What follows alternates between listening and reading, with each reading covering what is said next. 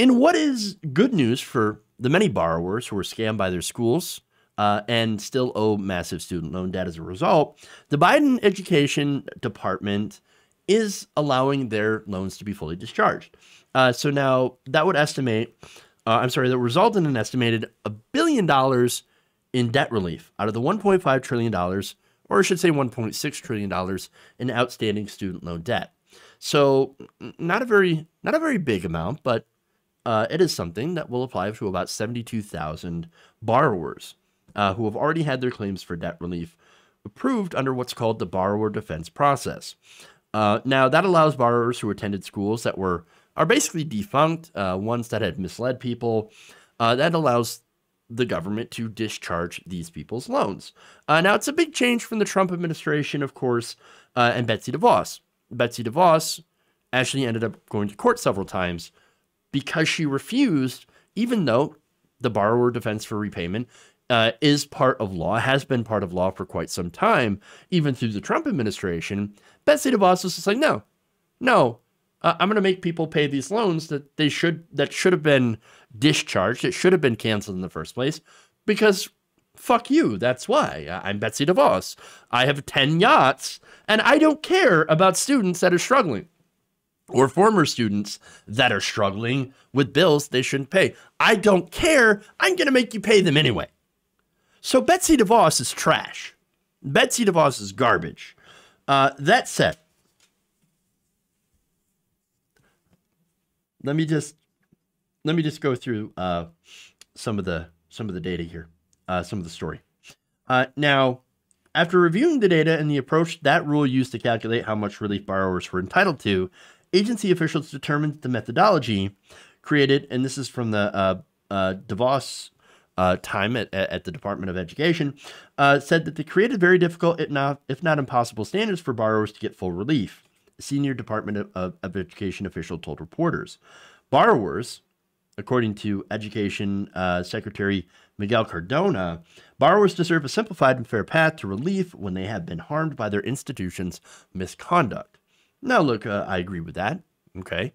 I also agree with what he said about saying that a close review of these claims and the associated evidence showed that these borrowers have been harmed and we will grant them a fresh start from their debt.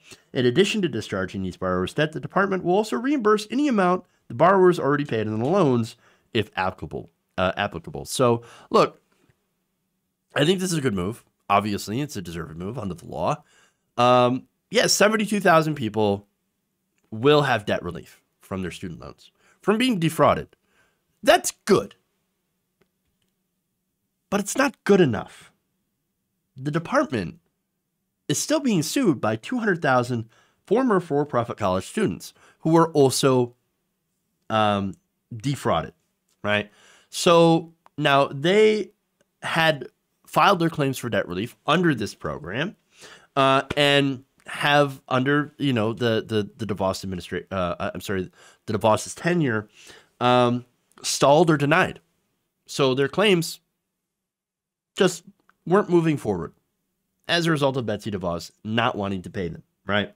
Now, the department, however, is also, the Biden administration, as I reported earlier, they're protecting Betsy DeVos from having to testify. Now, why would they do that?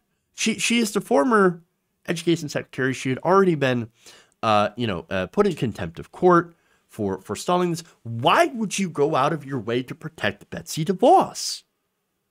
That's ridiculous. She is the bad guy in this.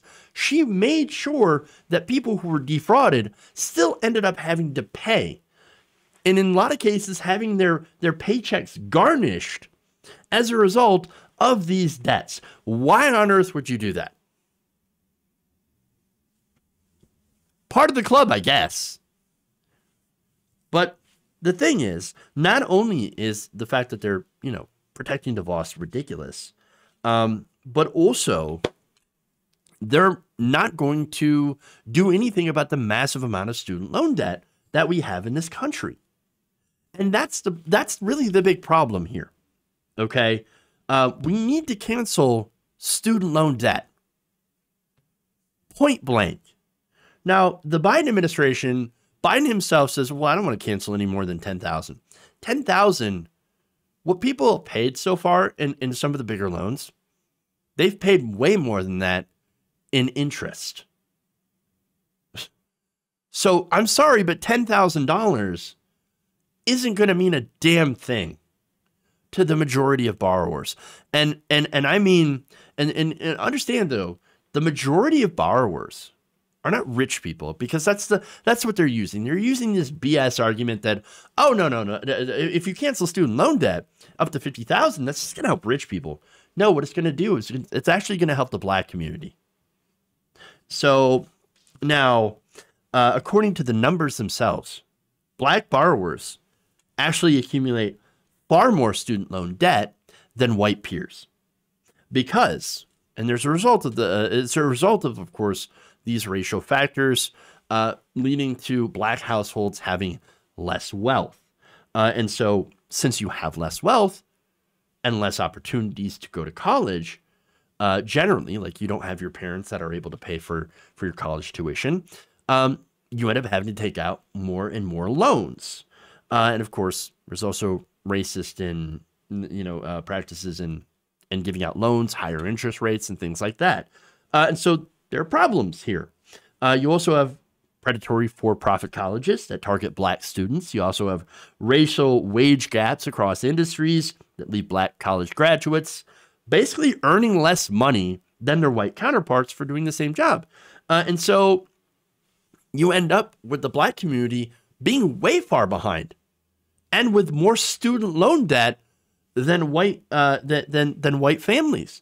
In fact, the average Black borrower has nearly $53,000 in outstanding student loan debt, while the average white borrower only actually has about $28,000. So now for me, my solution is cancel it all. Cancel all of it.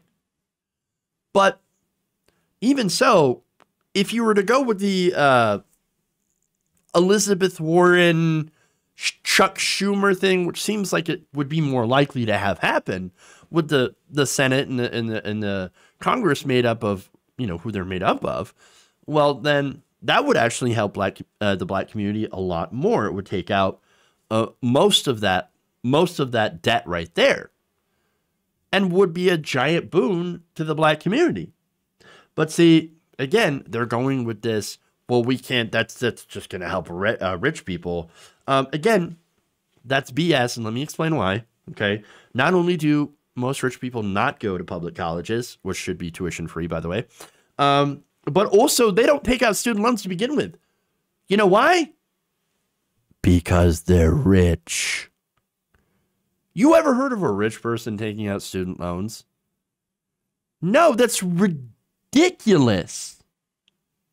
Or going to public colleges, which, hey, you know what? If we made public colleges and universities free, I don't care if rich people go. You know why? Because rich people are going to pay more taxes.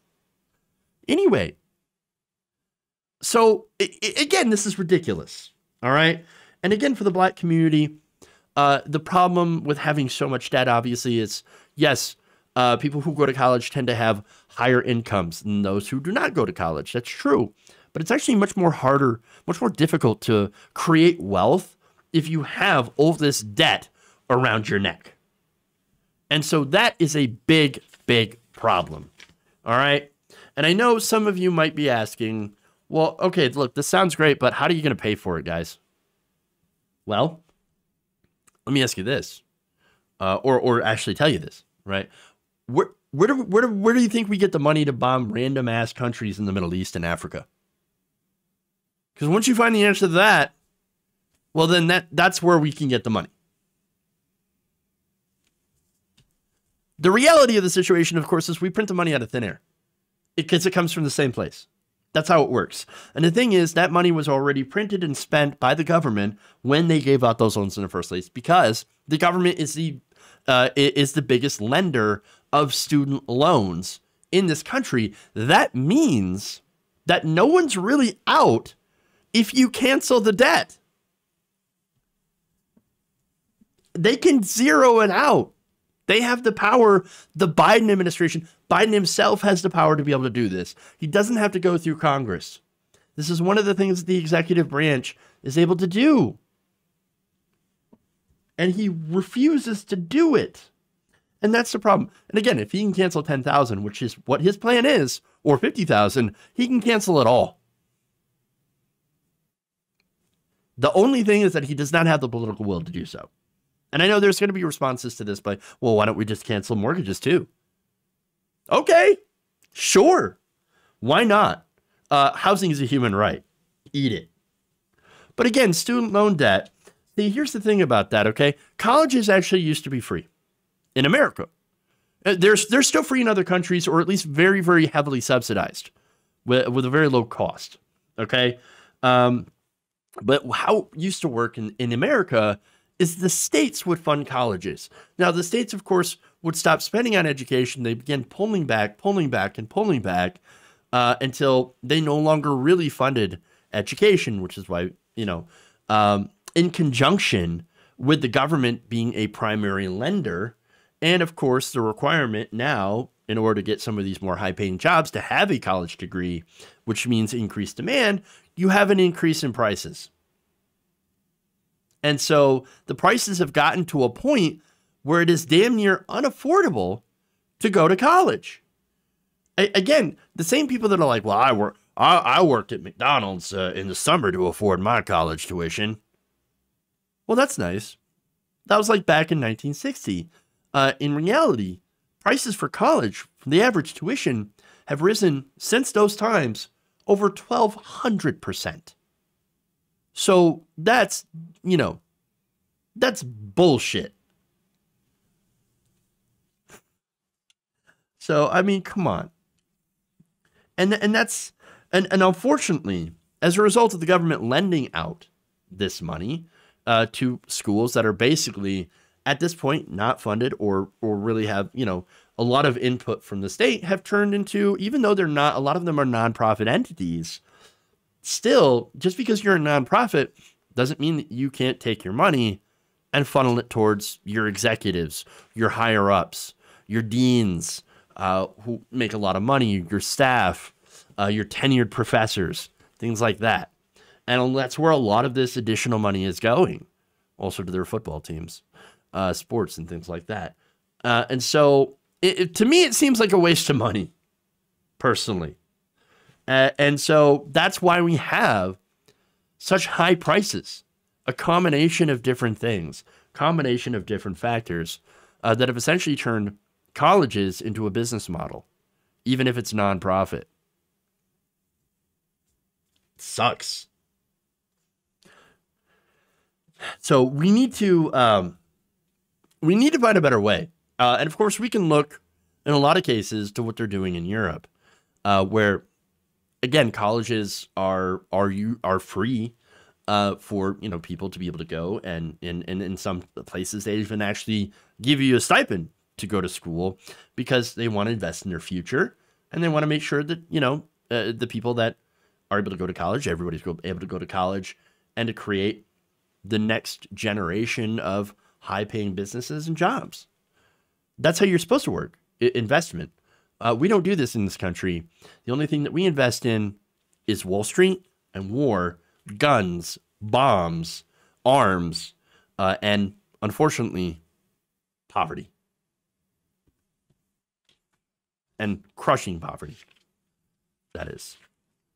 And I don't mean crushing poverty, I mean crushing the impoverished. If you enjoyed this video, please give us a like and share with your friends. You can subscribe and help out the channel by becoming a patron. It's patreon.com/Jeff Waldorf, or you can become a channel member as well by hitting the join button below.